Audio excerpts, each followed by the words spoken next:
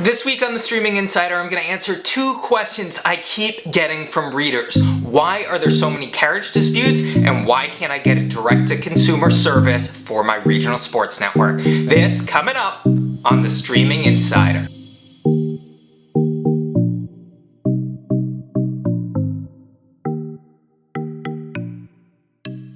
What's up, streamers? It's Jason from the Stream Bowl, and every week I go behind the scenes of the biggest stories in streaming. And following last week's dispute between YouTube TV and NBC Universal, where they were finally able to reach a deal to keep the channels on the service, it just seems like there's more and more fights between cable companies and content owners. This week alone, Dish Network dropped local affiliates from Tegna, and MSG Network, the regional sports network in New York, was dropped by Comcast. There are others like NHL Network being dropped by Frontier, and Dish Network and Sinclair still battling it out for their local channels as they are in about a 6-week extension. So I'm going to answer two questions today that I get a lot. Why are there so many carriage disputes? And then why don't these channels just offer streaming services directly? But before we get going, make sure you hit that like button. The more people who like this, the more people will see it, and the more great content I can keep bringing to you. And make sure you hit subscribe. We're almost at 10,000 subscribers, and if you're one of the first 10,000, you'll have a chance to win an all-new Roku Ultra, so don't miss your chance. Carriage disputes aren't new for the cable industry, and because we now have cable alternatives that you can stream every month, it feels like there's disputes between content owners and streaming services. So why are there so many carriage disputes? Well, it comes down to a couple things, whether it's a local affiliate, a regional sports network, or a traditional cable channel. So let's start with local affiliates. When it comes to streaming services, we've seen carriage disputes with local affiliates in the past, whether it's FUBOTV and Nexstar, or HULU Live TV and Sinclair. And a lot of the reason why those two people fight, it's over two things. How much it costs to carry those local affiliates, and two, if they own other channels, how many of those do they actually want included in the deal? While local affiliates are free over the air, they charge cable distributors and live TV streaming services to carry them. This is called a retransmission fee.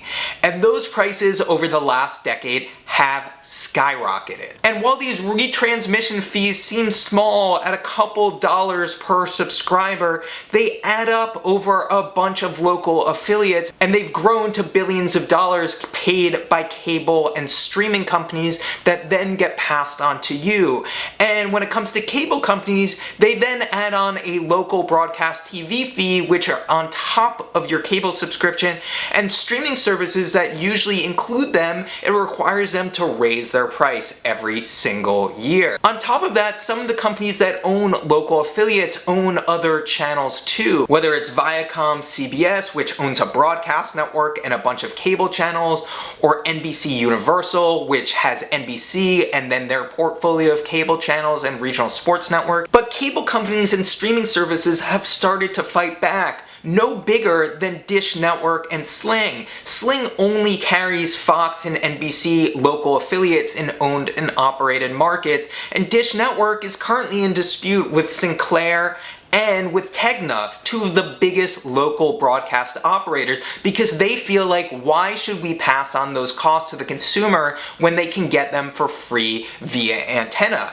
That's why they used to have an integration with Locast, and why they have their Air TV product, which brings channels via their antenna in the same guide as Sling TV. When it comes down to regional sports networks, like the disputes going on between Bally Sports RSNs and companies like HULU and YouTube TV and Sling and FUBOTV, it's a cost component as well, but the bigger problem is who is actually watching them. So when we talked to Michael Schwimmer, who is the president of Sling TV earlier this year, he told me, we would offer every regional sports channel in America, like in a heartbeat, if we could do one thing, which is just make those available to people that want them for an a la carte price. But the problem is regional sports network owners like Sinclair and MSG Network and Altitude, they all want those channels included in the basic tier where the vast majority of customers don't watch them. In fact, Comcast sent me a statement earlier this week when asked about their carriage dispute with MSG, which is a regional sports network in New York. They said that almost 95% of their customers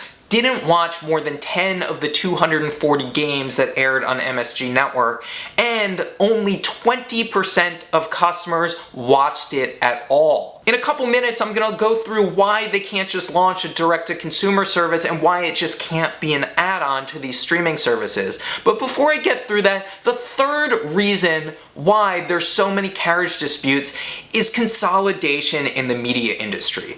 Before, you had Viacom and CBS. Before, you had Scripps and Discovery.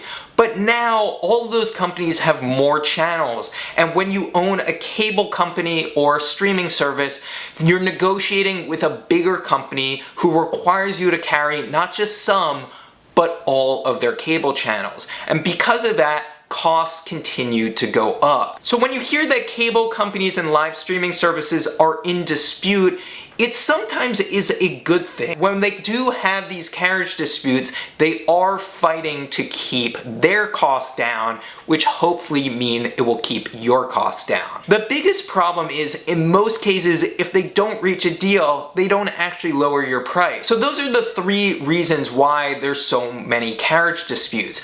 But why can't they just release direct-to-consumer services and give you those channels individually? Well, the cable bundle and the streaming bundle actually helps you save, because there are some channels you watch that other people don't, and there's channels other people watch that you don't. And by sharing those costs across all consumers, it's able to keep the prices low than if you paid individually for all those channels. And that's where the model is broken when it comes to regional sports networks. Let's go back to the MSG Network statement. They said only 20% of their customers watched MSG at all. So for the sake of argument, let's assume that MSG charges Comcast and Fubo and DirecTV Stream about $8 to carry MSG Network, and that's a cost for every subscriber, and it doesn't matter whether they watch it or not. So let's do the math. If 100% of subscribers are paying $8 a month for MSG, if only the subscribers who watched it, which is 20%, paid for a direct-to-consumer streaming service that carried that channel, MSG would have to charge $40 a month for that single channel to get the same amount of money as they do when they're part of a cable bundle. That's why you're seeing so much conversation around sports betting, and especially when it comes to Bally Sports RSNs, why they're looking for other ways to monetize those sports rights past just customer subscriptions for those channels. So that's it. That's why there's so many carriage disputes and why your regional sports network just can't offer a direct-to-consumer streaming service. If you found this video helpful, make sure you like it and subscribe for more. Coming to you next week on The Streaming Insider.